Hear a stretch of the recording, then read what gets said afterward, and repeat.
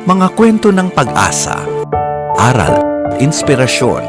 Sama-sama nating balikan ang mga pahina ng inyong buhay at ang mga kwento ng pagsubok at tagumpay. Handog ng radyo natin FM Nationwide. Kasama si Miss Gladys Mabini. Gladly Yours.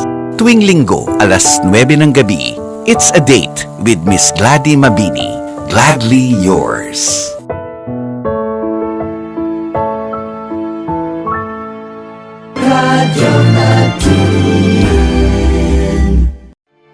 Handog ng radyo natin FM Nationwide. Kasama si Miss Gladys Mabini.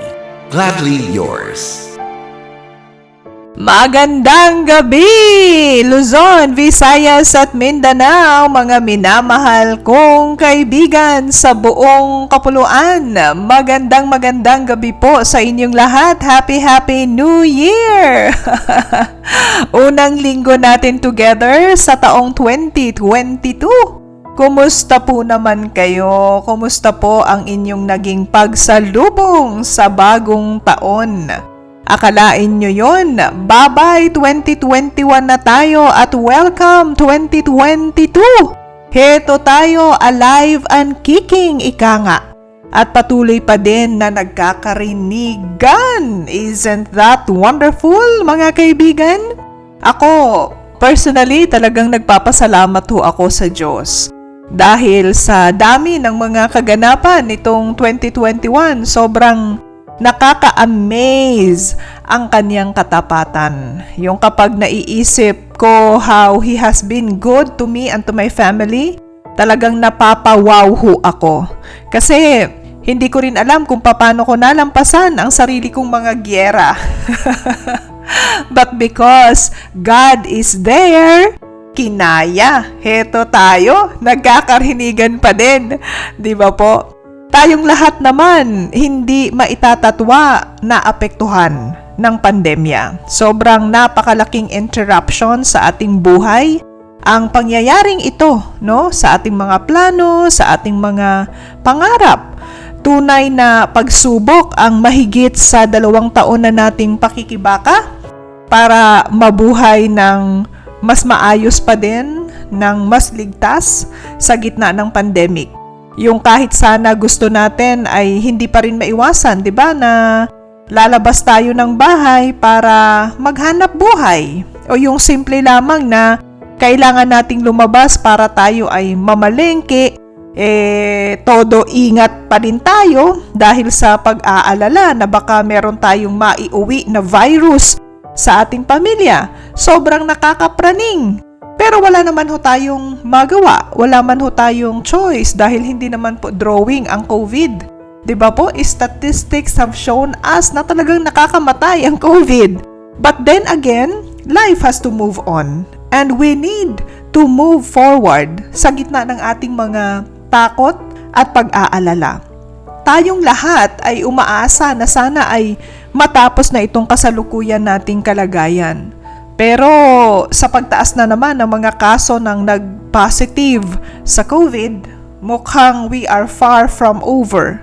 Heto at alert level 3 na ulit ang NCR simula bukas hanggang 15. At hindi na naman maiwasan na mag-alala tayo, lalo na yung ating mga kababayan na limitado ang pinagkukuhanan ng ikabubuhay.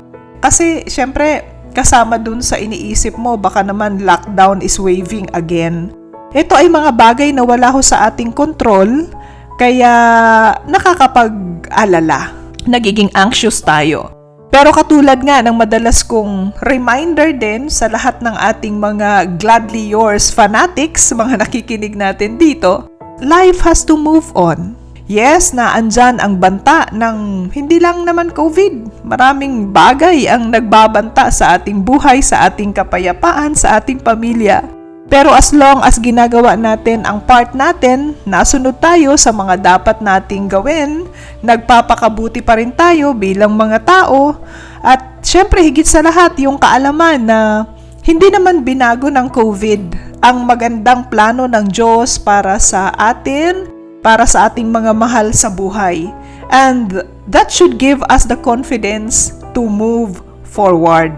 And speaking of moving on, nagkaroon ba kayo ng kaisipan na parang ang buhay ninyo ay hindi naman talaga ang buhay na gusto ninyo para sa inyong sarili or sa inyo pong mga loved ones? Like, ang iyong pakiramdam ay hindi na kayo masaya sa trabaho na meron kayo or sa mga kaibigan, quote-unquote, na meron ka, or, just sa environment where you are. Or siguro nangangapa ka, you feel it in yourself, but you don't know. Pero alam mo na something has to change in your life.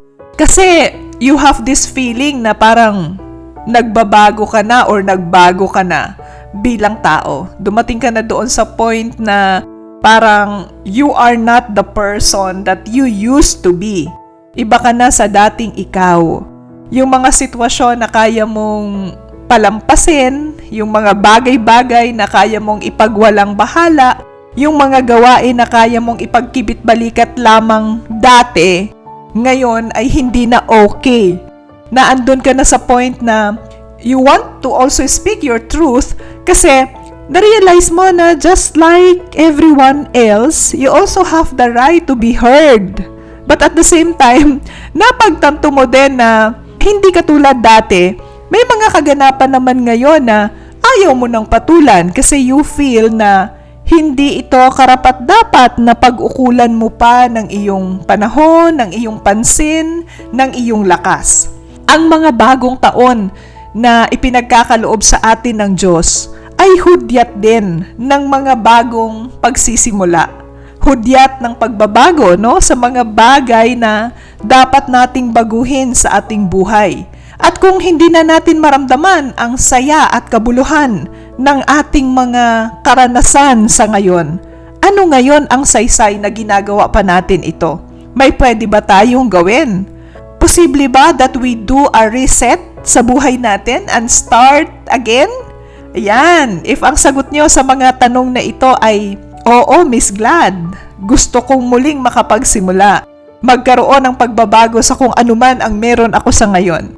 Well, be happy, my friend, na nakikinig ka ngayon sa Gladly Yours dahil siguradong magiging makabuluhan para sa iyo. Oo, kasi ang napili kong pag-usapan natin ay paano nga ba ang muling pagsisimula. I thought of this kasi 'di ba, kapag bagong taon, meron tayong mga listahan ng ating New Year's resolution. So naisip ko, this is a very good time to effect change sa ating buhay kung sadyang gusto natin. Bilang heto tayo, umabot tayo sa 2022, sobrang salamat sa Lord. And therefore, meron tayong opportunity na muling makapagsimula. Sabi nga, 'di ba, sa bawat pagsisimula, blanko ang libro ng ating mga buhay. Malinis, wala pang laman. Kaya mas ganado tayo na isulat lamang ay yung mga sitwasyon at karanasan na karapat-dapat manatili sa libro ng ating sariling kasaysayan. At kung sa palagay natin ay nakahanda na tayong akapin ang pagbabago na ating gusto, is it too late ba to start over? Of course, hindi. Hangga't tayo po ay may buhay at meron tayong kagustuhan na mas maging mabuti at mas maayos na bersyon ng ating mga sarili, na andyan po palagi ang oportunidad na tayo po ay magbago at muling makapagsimula. So ang tanong, balikan natin, how do we start over? Naririto po ang ilang mga panukala na pwede ho ninyong pag-aralan at sundin if you think na applicable ito sa inyo. Number 1, kilalanin po ang sarili. Iproseso ang mga kaisipan na tumatakbo sa ating isipan. Unang bagay na dapat ho nating gawin ay ang kilalanin ho natin ang ating sarili. And when I say kilalanin natin ang ating mga sarili, hindi mahalaga kung anong edad ka na. Okay? Dahil marami po ngayon kahit na may edad na hindi pa lubos na kilala ang kanilang mga sarili. So kung ikaw na nakikinig ngayon ay may edad na and yet hindi mo talaga lubusan nakilala ang sarili mo, eto ang sinasabi ko. Kung gusto natin na mag-start over with our lives, unang bagay na dapat nating gawin ay ang kilalanin natin ang mga sarili natin at ang mga tinutumbok ng atin hong mga iniisip. Bakit ba natin yung naiisip? Ano ba ang gusto natin? For sure, yung pakiramdam na gusto nating makapagsimula ulit, no, is triggered ng pakiramdam na kasi hindi tayo mapakali, kasi parang may kulang, kasi hindi tayo masaya sa kung nasaan tayo ngayon. Pero importante po na maliwanag sa atin kung hindi tayo okay sa kung nasaan tayo ngayon, ano ba ang gusto natin na mangyari. Like, kung mag-e-effort ba tayo na baguhin ang ating buhay at muling magsimula? Ano ang direksyon na gusto nating puntahan? Ano ang output na gusto nating makita sa ating mga sarili? Kailangan ho nating pag-isipan kung anong klaseng buhay ang gusto nating isapamuhay. Alam niyo po, marami hong tao kaya hindi matagpuan ang sense of contentment sa kanilang mga sarili at pakikipagrelasyon sa iba ay dahil sa hindi po nila natukoy kung ano ba talaga ang kanilang gusto. Kaya ang nangyayari, bago ng bago pero wala pa ring fulfillment na nadarama. Kasi nga, hindi muna kinilala ang sarili. Hindi tinukoy kung ano ba ang end product na gusto nilang ma-achieve for themselves or their families. Huwag ho tayong gumaya sa mga ganon, friends. Simulan ho nating isulat ang atin pong mga naiisip, saka natin iproseso ang mga ideas na yon. Matuto din tayo na i-analyze where those thoughts are coming from para matukoy din natin kung yun ba ay makakabuti or makakasama sa atin. Maniniwala ho ba kayo if I tell you na hindi naman lahat ng naiisip natin ay galing talaga sa atin? Marami po sa mga kaisipan na hindi mabuti at nagdulot ng masama sa ating sarili or even sa ating kapwa ay hindi naman talaga galing sa atin kundi galing sa demonyo na pilit na ini-impluwensyahan tayo sa ating mga gagawin, sa ating mga desisyon. So we need to mind our thoughts, lalo na kapag gusto natin na maging matagumpay tayo sa muli nating pagsisimula. Kilalanin ho natin ang ating mga sarili and let us be excited to the person that we want to be. Sabi nga ni George Eliot, no? It is never too late to be what you might have been. Okay? Pangalawang panukala, kung gusto natin that we start over, alamin ho natin ang ating mga pinahahalagahan. Ano ba yon? Diyos, katapatan, kaalaman, tagumpay, seguridad, pamilya, edukasyon, kaibigan, pangalan. Madami ho tayong pwedeng mapagpilian. But we can choose at least 5 na lubos ho nating pahahalagahan. Yung matatawag po natin na non-negotiables natin. Bakit? Kasi ito ang magiging gabay natin, magiging giya, magiging angkla sa mga desisyon na ating gagawin in the future.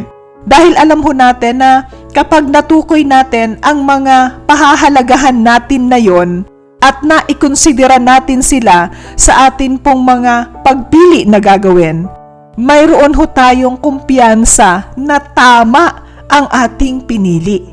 Kung alam ho natin kung ano ang ating pahahalagahan, maiaangkla ho natin ang ating pong pamumuhay, ang ating hong lifestyle base po sa mga pinahahalagahan nating yon. Halimbawa, ako po, I have this personal thing about my own peace of mind. Isa yun sa pinakamahalaga sa akin, ang akin hong kapayapaan. Katulad ng marami, I have my own share of being offended na ipinagkibit-balikat ko na lamang at hindi ko na pinatulan kahit na maliwanag naman sa akin na meron akong laban if I chose to argue or to fight. Pero dahil kasama doon sa aking pinili na pahalagahan ay ang sarili kong kapayapaan, I dare not make patol. Para kipa. 'Di ba? Para maipakita na ako ang nasa tama or Na ako ang mas magaling or mas matapang ako? I don't think so. Kasi either ikaw lang ang sasama ang loob kasi dadamdamin mo ang ginawa sa'yo, or ikaw naman ang makapanakit ng iyong kapwa. Saan man dyan, pareho kang talo eh. So bakit mo pipiliin na pagdaanan ang ganoon kung meron ka namang paraan to spare yourself, 'di ba?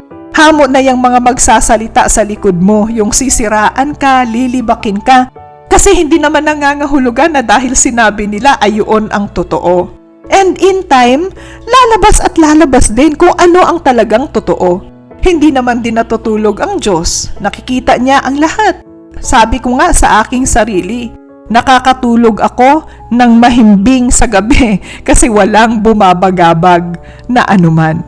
So, sa atin pong kagustuhan na tayo po ay makapagsimulang muli kasi hindi ho tayo masaya or hindi ho tayo mapakali sa kung nasaan tayo ngayon, importante po na matukoy ho natin ang mga gusto nating pahalagahan sa ating buhay upang maiangkla ho natin ang pamumuhay natin base sa kanila. Okay po? Sa atin pong pagbabalik, bago ho natin basahin ang ating featured letter for tonight, itutuloy ho natin itong ating pinag-uusapan. Meanwhile, sa mga kabubukas pa lamang ng kani-kanilang mga radyo, welcome po sa programang nagtatampok ng istorya ng inyong mga aral, inspirasyon at pag-asa, ang atin pong Gladly Yours. Sumasa inyo po every Sunday alas 9 ng gabi sa mahigit na 100 himpilan ng radyo natin nationwide sa buong bansa. Live din ho tayong napapakinggan sa radyonatin.com para naman sa ating mga kaibigan na nasa Metro Manila o kaya naman ay nasa abroad. Meron hong replay ang episode na ito sa atin pong YouTube channel na Glady Mabini. Anumang oras, pwede nyo pong balikan ho iyan dahil mula episode 1 hanggang itong episode na ito ay naandyan po sa YouTube channel na yan. Magandang palipas oras po ang pakikinig dyan sa ating YouTube channel, and I assure you, marami hong mga karanasan, marami hong mga aral at inspirasyon na pwede ho kayong matutunan, mapulot mula po sa mga episode na iyan. Kasama po sa bahaging technical si Zet Escobar, Macneil Senchonko at Pat Rodriguez. My friends, ito po ang inyong Miss Glady Mabini. Welcome to the show. We will be back. Stay tuned. You are listening to Radyo Natin Nationwide. We are your friend, your radio. Gladly yours.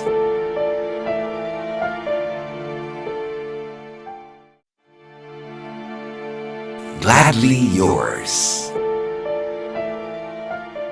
Kayo po ay patuloy na nakikinig sa palatuntunang nagtatampok ng istorya ng inyong mga aral, inspirasyon at pag-asa, ang atin pong Gladly Yours, live na napapakinggan sa mahigit na 100 radyo natin FM sa buong kapuluan. Happy New Year mga kaibigan! Marami pong salamat sa patuloy po ninyong pagsuporta at pagtitiwala sa atin pong programa. Nais din nating pasalamatan ang atin pong mga kaagapay sa palatuntunang ito. Maraming salamat, Charm Fabcon. Mga misis, alam nyo ba na kahit na nasa bahay lamang ay pwede pa ring mangamoy pawis at kulob ang damit ng inyong pamilya. Kaya ang payo ko, subukan na ang Charm Fabric Conditioner. Ang Charm Fabcon ay meron pong Stay Fresh technology, kaya damit ay masarap at kumaka-bloom sa bango. Subukan na ang Charm Fabcon, bangong kumaka-bloom. Ang Charm Fabric Conditioner is manufactured by ACS Manufacturing Corporation, ISO certified, world-class quality. Huwag din ho nating kalimutan, clean hands protect us from infection. So take time to learn the proper 20-second hand washing procedure. Gamit po ang antibacterial soap para makaiwas sa coronavirus infection. This is a public service reminder from ACS Manufacturing Corporation, maker of Shield Bath Soap. Patuloy pa din nating palakasin ang ating resistensya with healthy diet and exercise. Huwag ho nating kalimutan ang tunay, natural at orihinal na MX3. BM Extraordinary with MX3. Marami pong salamat sa inyo at nais rin nating batiin ang ating pong mga tagapakinig na sina Ilorde Ferrer ng Kabangan, Zambales. Magandang gabi.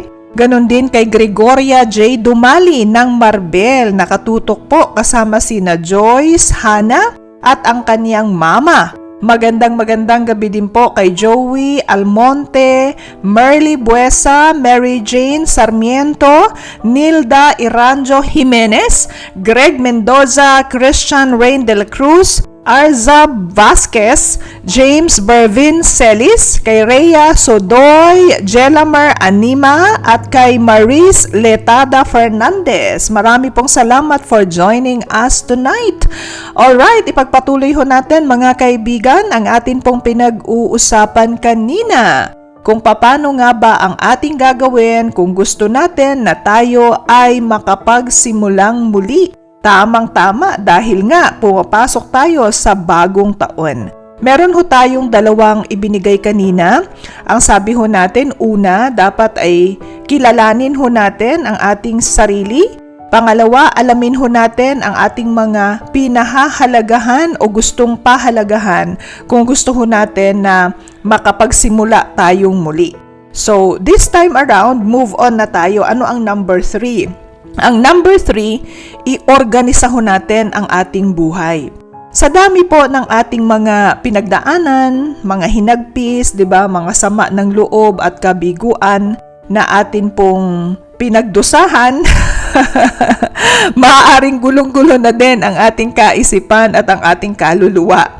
Kaya ang dapat po, iorganisa natin ang lahat. Malaking bahagi po para magtagumpay sa naisin natin na makapagsimulang muli ay ang kahusayan sa pagsasagawa ng tinatawag na decluttering. Ayan, magbawas ho tayo ng bitbit. Mga toxic na relationships, mga negative mindset, unhealthy na mga emosyon, whatever it is, ayaw na nating bitbitin yan sa buhay na gusto nating maangkin. Kaya itapon na natin, talikuran na natin. Kasi kung hindi natin yun gagawin, ay wala hong mangyayari sa kagustuhan natin na mabago ang atin pong buhay. We cannot start over if we do not let go of the things in the past. Diba? Kaya nga natin gustong magsimula ulit dahil ayaw na natin ng kung ano ang meron tayo sa ngayon. So, ibig sabihin, merong mga bagay na nasa buhay natin ngayon na dapat nang mawala.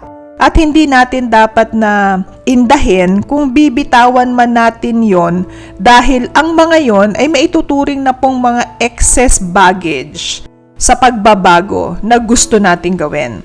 Kung matututunan ho natin na i-declutter ang buhay natin, makakasiguro ho tayo na mas magiging magaan ang atin hong pag-abot doon sa pagbabago na gusto natin. Sometimes, we don't feel the weight of something that we have been carrying until we feel the weight of its release. Kaya kapag toxic, unproductive, negative, unhealthy, bitaw na po mga kaibigan. Okay? Pang-apat, bitawan na rin ho natin ang mga dati nating paniniwala, yung mga pinaniniwalaan ho natin. Of course, life is a journey of ups and downs, joys and tears, mga tagumpay, mga kabiguan. Habang nadadagdagan po ang ating edad sa mundong ito, mas marami na ho tayong ganyan. Mas maraming mabuti, pero marami ding masamang karanasan ang atin na pong napagdaanan. Mas marami na rin tayong pilat ng nakaraan. Mas marami na tayong sugat sa pagkatao kumpara marahil doon sa mas bata kaysa sa atin. Kaya hindi nakakapagtaka kung mas mabigat ang bitbit ho natin sa buhay. Kung gusto po natin na tayo ay makapagsimulang muli, bitawan na ho natin ang mga salita na ating narinig na sumugat sa atin. Talikuran na ho natin ang mga sinabi tungkol sa atin o ginawa sa atin na pinaniwalaan natin. Kaya naging balakid sa pag-abot natin ng mga gusto pa nating gawin. Tayo po mga kaibigan ang mas higit na nakakakilala sa ating mga sarili. Bagaman alam natin ang ating limitasyon, huwag nating kalilimutan na alam din natin kung ano ang ating kayang gawin, kung ano ang kalakasan na ibinigay sa atin ng Diyos na pwede ho nating ibigay kung ating gugustuhin talaga ang maging matagumpay. Oo, lahat tayo. Meron ho tayong mga kabiguan, sino ba ang wala? Walang sino man ho sa atin ang hindi po nagkamali. Meron tayong mga desisyon na ginawa, na sumugat sa ating pagkatao in the past. Pero ang mga karanasan nating yon, bagaman masakit, made us who we are today. Kung wala po ang mga yon, baka hindi po tayo kasing ayos or kasing buti ng pagkatao na meron tayo ngayon. Alam nyo, biglang naalala ko, isang kaibigan, sobra ko siyang hinahangaan dahil sa bilis niyang magpatawad. Oo, yung tipo ba na minsan kami na mga kaibigan niya, galit pa kami doon sa tao na gumawa ng hindi mabuti sa kanya. Pero siya, okay na. And then one day, he told me, noong kabataan pa daw kasi niya, ang dami din niyang mga ginawa na hindi katanggap-tanggap. To the point na halos siya mismo ay hindi na rin matanggap ang kaniyang sarili. Buti na lamang nga daw at nagbago siya, nakakilala siya sa Lord. Kaya habang nagkakaedad, naging mas madali para sa kanya ang magpatawad. Dahil maliwanag sa kanya na siya man ay pinatawad lang din, na kung kinaya siyang patawarin sa kabila ng lahat ng kanyang ginawa, sino siya ngayon para hindi rin patawarin ang nagkasala sa kanya? Yes, masakit po ang mabigo, nakakahiya ang magkamali. Pero ang mga aral na atin hong natutunan sa mga pagkakamali na yon, ang naging dahilan din kaya bumait tayo, naging mas maunawain tayo sa sitwasyon ng iba at mas naging maingat ho tayo sa atin pong paghusga. Kung hanggang sa ngayon ay pinaniniwalaan ho natin ang masamang pagtingin sa atin ng iba, it's time to make a change. Your past is not you anymore. You can rebuild a better you and look forward to a greater future. Okay? Number 5, forgive. Hindi po madali ang muling magsimula at hindi rin maiwasan na may bahagi ang ating nakaraan that will continue to haunt us. Lalo na yung mga pagkakataon na nasaktan tayo or tayo ang nakapanakit. Sa ating pagsisimulang muli, unawain natin na wala tayong kapangyarihan para ibalik ang panahon na yon, para sana naiwasan natin ang masaktan or makapanakit. Pero may pwede tayong gawin. At yun po ay ang humingi ng kapatawaran sa ating nasaktan at patawarin natin ang ating sarili. Okay? Number 6, keep a heart of gratitude. Magpasalamat ho tayo sa buhay na ating taglay. Every gising is a blessing. Kahit na ano pa man po ang ating mga kinakaharap na suliranin. Marami tayong pwedeng gawin kung tayo po ay buhay. Oo, life is unfair. That is a given. Pero hindi naman ikaw lang ang nakakaranas niyan, kaibigan. Every one of us, mula noon hanggang ngayon, ang unfairness na yan ay normal na pong karanasan ng lahat in one way or another. What do? Move on. Don't worry about it.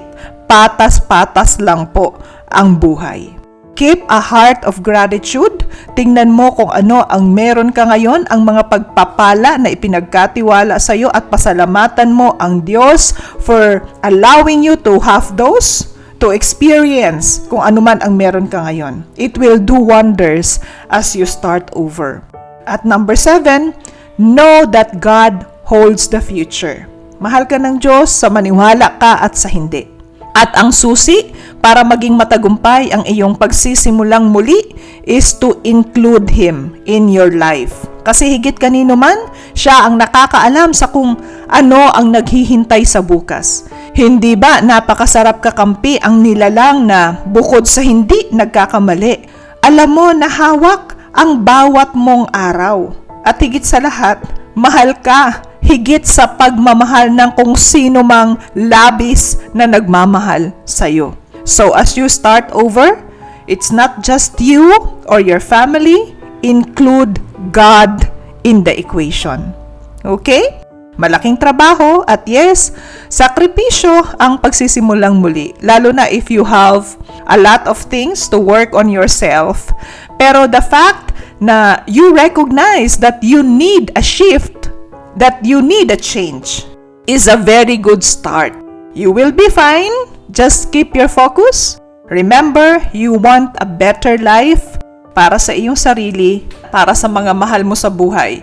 Ang gagawin mong pagbabago. So you go for it. Okay? Sa ating pagbabalik mga kaibigan, babasahin na natin ang ating tampok na liham for tonight. Kayo po ay nakikinig sa palatuntunang Gladly Yours ng radyo natin nationwide. We are your friend, your radio. Gladly yours.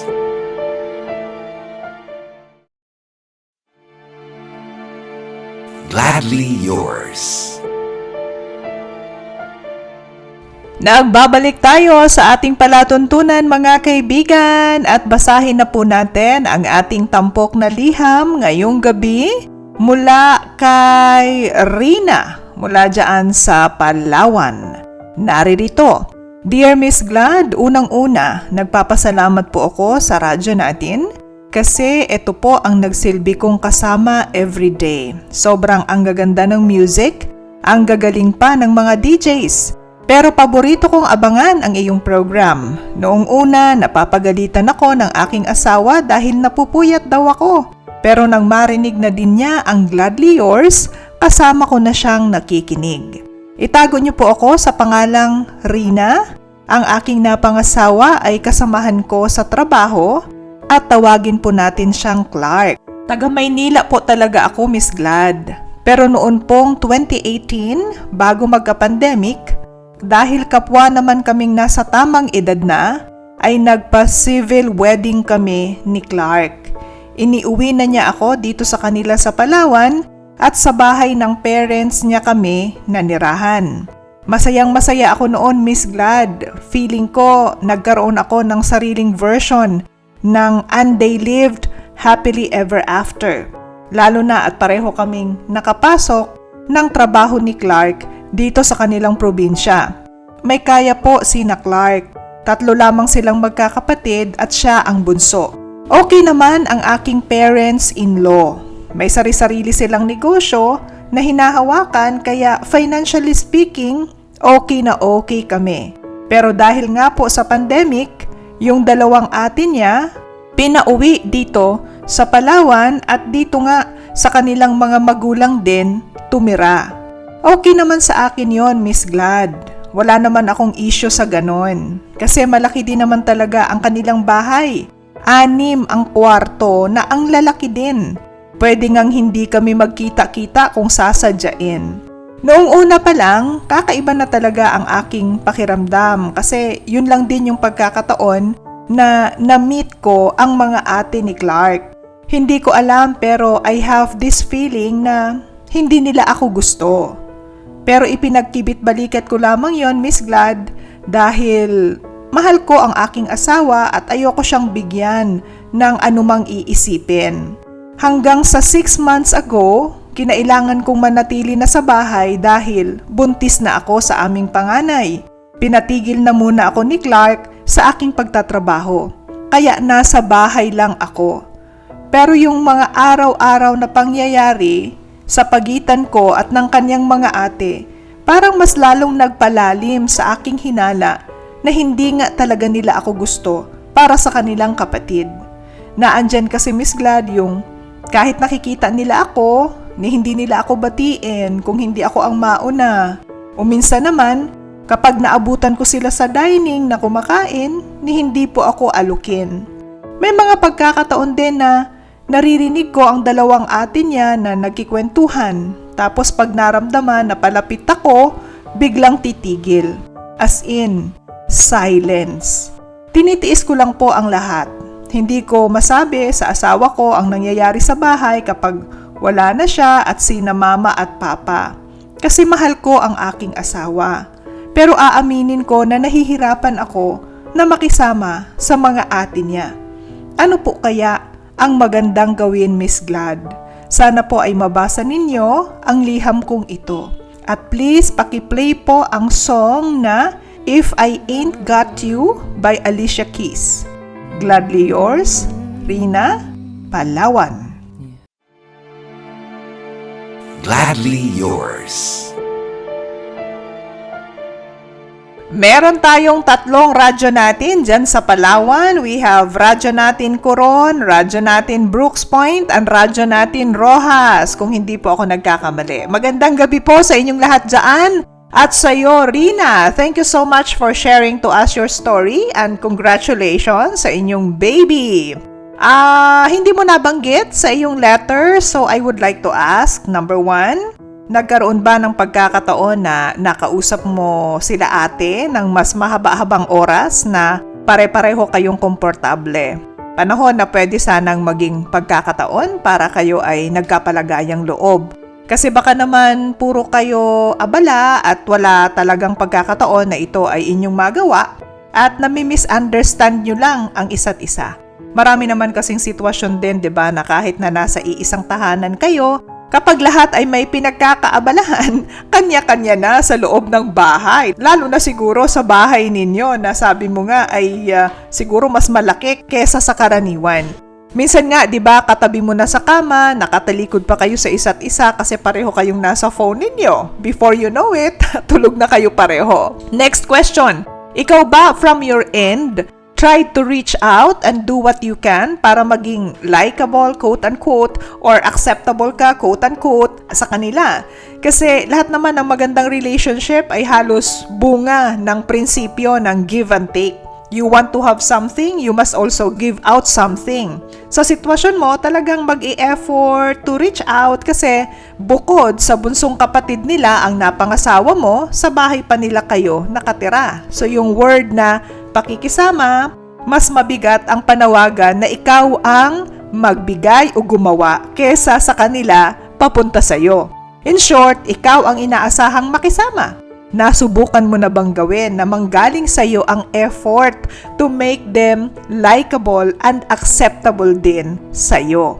Number 3, yung mga sinasabi mong nararamdaman mo na posibleng disgusto sa'yo, kapag ba sinabi mo sa asawa mo, would it be believable?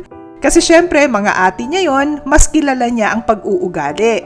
Pwede kasi na ikaw lang ang nag-iisip ng ganoon at personality lang talaga nila ang maging ganon. Kasi 'di ba, hindi naman dahil ginagawa natin ay i-expect na rin natin ang iba na gawin din. For example, yung binanggit mo na kapag kumakain hindi ka alukin. May mga tao kasi na normal sa kanila ang ganon, ang wag mag-alok. Baka ganon ang kanilang personality, 'di ba? Ilan lang yan sa gusto kong itanong kasi baka dyan kayo merong disconnect. I understand na hindi naman sila ang kailangan mong pakisamahan kasi ang kapatid naman nila ang iyong asawa. Pero 'di ba, kapag mahal natin ang isang tao, we also find a way na mahalin din ang kanilang minamahal. So, why not seek the help of your husband para matulungan kanya na magkapalagayang loob kayo ng mga ate niya? I'm sure mas maa-appreciate kanya if ganyan ang iyong gagawin rather than magsalita ng against sa mga ate niya. Baka pagsimulan pa kasi ng hindi magandang samahan sa pamilya. Rina, normal naman na sa una, nagkakapaan talaga ng ugali ang mga in-laws, 'di ba? Pwedeng masungit sa simula, pero kapag naproseso din naman nila sa kanilang sarili na wala namang magagawa din ang kanilang disgusto dahil ikaw ang pinili ng kanilang kapatid na mahalin, matatanggap din nila yan. Ang mahalaga, ikaw bilang miyembro na ng kanilang pamilya, ay ginagawa din ang iyong bahagi upang mas maging smooth at healthy ang relationship mo sa kanila. Ngayon, kung talagang hindi ka nila gusto, importante ay ikaw ang pwedeng may masabi at hindi sila ang merong masasabi sa'yo. Kasi at the end of the day, mga ate sila ng asawa mo. And family is family. Okay? Give it time while you are also doing your best to be the best in-law din sa kanila. Kaya mo yan. Okay? Thank you, Rina. At sa lahat ng mga nakasama natin tonight, salamat po sa inyo. God willing, muli ho tayong magsama-sama sa susunod na linggo sa kaparehong oras at himpilan. At sabay-sabay nating tunghayan ang istorya ng inyong mga aral, inspirasyon at pag-asa because your story matters. Ito po ang inyong Miss Gladys Mabini. God bless your heart, good night, and sweet dreams! Hanggang sa muli, sama-sama tayo, Pilipino! Bye!